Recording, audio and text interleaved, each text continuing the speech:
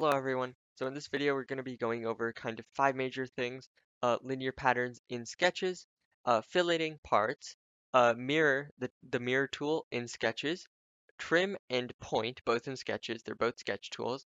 And kind of on the side, not a big focus, but we're going to use them. And we're going to do all this through two mini projects. So let's get right into it. So starting out with our first mini project for today, this thing we're going to be making is what you see on the bottom right hand corner of your screen, uh, is just a sort of variant of a one hole U channel from GoBuilda, and instead of having the 14 mm bearing hole in the center, it's just going to be all a bunch of 4 mm uh, just screw holes on an 8 mm grid pattern. Again, you'll kind of see it as we go through the process of making it, right? And so can start out making a sketch on just the front plane.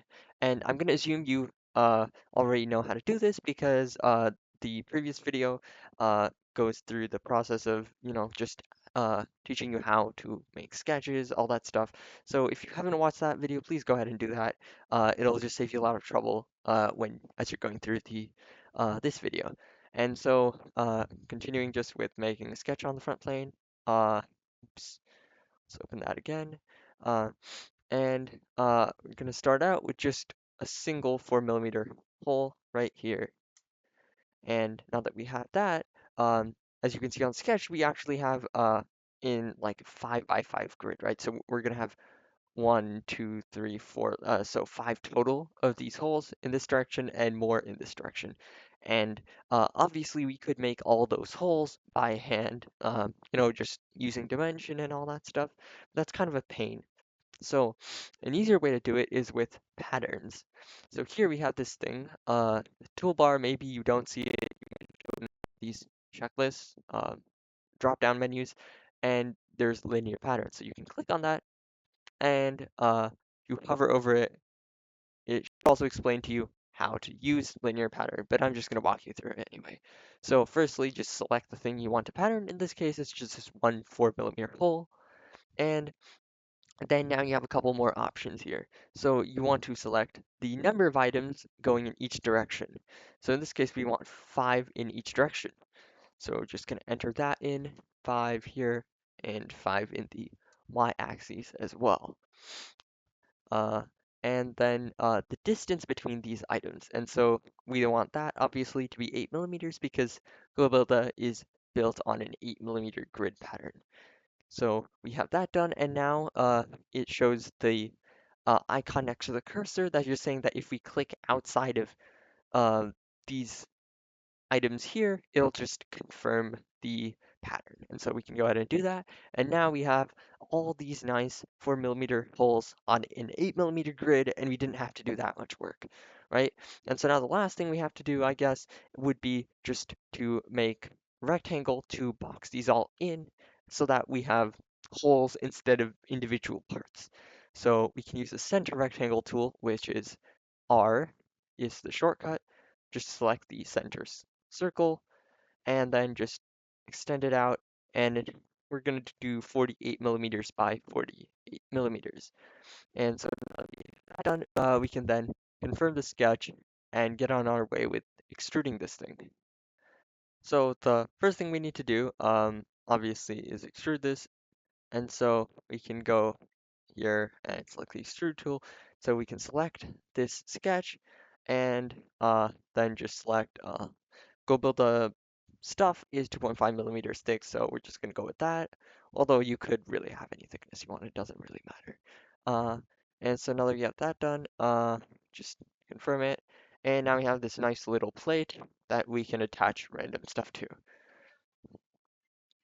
So the next thing we want to do here is maybe we want to fillet it, right? Because we have these corners that are potentially dangerous for people who are using this part. Also, doesn't look as cool as, having some nice rounded edges. And so for that, a good way to do it, maybe, in my opinion, is to figure out the distance from uh, this hole, the center distance from the center of this hole to this outer line. And so if we go into this show measure details here, we can see that we have the center distance is 8 millimeters. And so now we can go into the fillet tool. And so the fillet tool is up here, or you can use the shortcut Shift F. And now we can select these edges, all of them on each side, like that. And now it asks the main things it asks for, tangent propagation, you can just leave that on. Uh, the measurement, it's trying to figure out how you want the fillet to be made. And so in this case, we just want radius uh, and control distance, right? Because we just want to control how big the radius is, and then based on that, it'll fillet it. And the radius size, which we determined earlier, was 8 millimeters, and conveniently, that's the default that it has set. And so that's nice, so we can go ahead and confirm that fillet, and now we have a nice looking part with some rounded edges that won't cut into anyone too bad. So now that we are done with our first little mini project, we can get on with our second one, which is going to be this 135-degree angle bracket that you see in the bottom right-hand corner of this video. And so we can just get ahead with making that. So I'm going to start with a sketch on the top plane. Doesn't really matter again, but I don't know, you can follow along if you feel like it. Uh, so firstly, we're just going to make an outline for half the shape. Uh, and half the shape specifically because we're going to use the mirror tool to save us a little bit of work and get this done a bit faster than if we did everything manually. So firstly, with the bottom line, this is 13.7 millimeters, and then the vertical line, that's 40 millimeters, and then a line across horizontal again, and we actually don't want to dimension this. I know it says a dimension in the reference sketch, but we actually don't want to do that. I'll explain why in a second. And then the last line to finish, to close off the half section is just back to the origin, and we can make this one a construction line. So if you hit the Q key on your keyboard or go over here and select construction, that will change it to a construction line, and then we can bring it back to the origin. And finally, for constraining this bit here, because right now we can move it around, is that this is a 135-degree angle bracket, and we're making half the bracket, so we want this to be 135 divided by 2. And because I don't want to do the math, I can just type in the little equation, uh, the expression in here, and it'll do the math for us, 67.5 degrees. And so now that we have the outline done, we can also get the screw holes in. So screw holes, we just have for a 4 millimeter screw hole, and then we can use the linear pattern to make 5 of them. So uh, select, we want them to be, there to be 5 of them vertically, and then only one of them in the x-axis, and then just change the direction there and make this negative 8 millimeters. And now when we click away to confirm the sketch, it'll do this weird thing and flip it over again. It's kind of annoying. I don't really know how to fix it. There's probably a better way to do it, but if you just unnegate the 8 millimeters, it should solve the problem and just get it back to be the way you want it to be. And finally, we can just dimension this to the sides of the outline. This can be 4 millimeters, and this little bit here can also be 4 millimeters. And that has everything properly constrained so that we can go ahead with mirroring this bit. Um, so for the mirroring, we're going to use obviously the mirror tool. And it gives you a little description of what you can do with it. But anyway, we can click ahead with that, and it'll prompt us to first select a mirror line. So we could just select this construction line that we've made, and then select entities to be mirrored. That's literally everything else. So one handy tool here, either you can manually click on every single object here, or we can, uh, you know, drag like so, and make sure that your dragging box is yellow. That means it'll include everything that it even partially touches, as opposed to blue, where it won't select anything unless it fully encloses that object. So we're just going to go with yellow, and it'll select all this stuff, and now we have our screw holes and outline everything in place. And now to exit out of the mirror tool, either we can click on it again or use the escape key. So now that we have that done, we can move on to making the center holes. And the center holes are a bit like deceptively tricky, but first let's get the easy part out of the way. Uh, just the 14 millimeter center hole. 14 millimeters. There we go. That's done. Now for the trickier part, uh, is making these little slots that are supposed to go on either side here and here. Uh, Starting out, there are two main standards for such slot holes in GoBuilder. So the first one is a 24 millimeter circle. And you're going to want this to make this circle in construction line because you don't actually need it as part of your sketch. It's just a guideline for making the slots themselves. So we can click away and then type in 24 millimeters and that'll give us the circle we're looking for. And now for the 16 millimeter rectangle, that is the other part of, the GoBuilder mounting hole system. So I'm on a center point rectangle and on construction again, and we can just make that and then dimension it to be 16 by 16 millimeters. And the problem here is this rectangle is actually fully constrained because it has a mate, not a mate, it has a constraint, one of these guys up here, that makes it one of its sides be full, like horizontal all the time, right? And so we have to go around, hover over each side and find it. And so it is up here. So we want to select on that horizontal constraint and just delete it.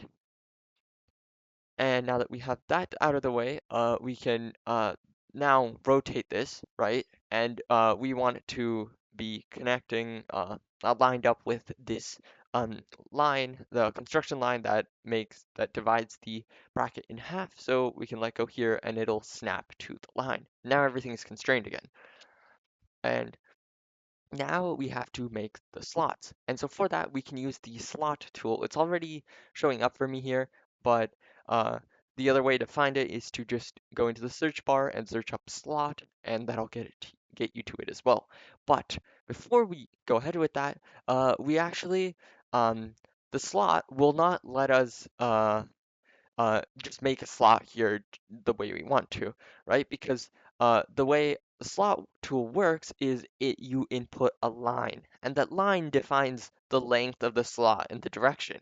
And so for that, firstly, might be a good idea to just make a point where this circle and this line intersect. It's not probably not necessary, but it just makes it a bit cleaner for us.